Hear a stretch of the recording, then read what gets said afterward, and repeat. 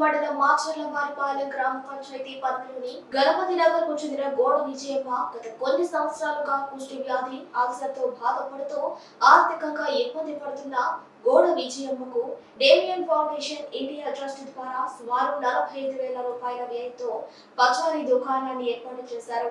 జిల్లా వైద్యాధికారి doctor P Penchalaiah ఈ కార్యక్రమానికి వచ్చేసి ప్రారంభోత్సవం చేశారు.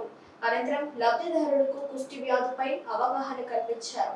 ఈ కార్యక్రమంలో additional DMNHO SK Kadarvali, Varakunta PHC doctor Radhika, DFIT project manager Satish, DPMO Prasad Achari, ఇతర వైద్య సిబ్బంది, గ్రామస్తులు పాల్గొన్నారు.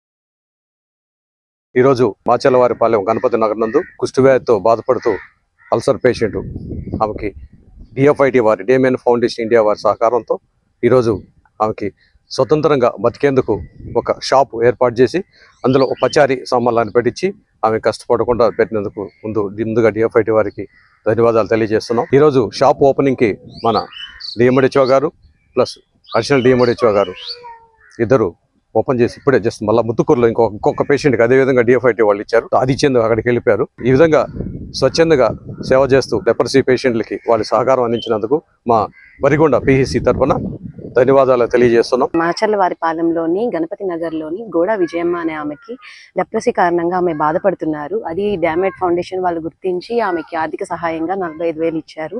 దాంతో ఆమె ఉపాధి చేసుకోవడానికి ఒక చిన్న షాప్ ఓపెన్ చేయించారు.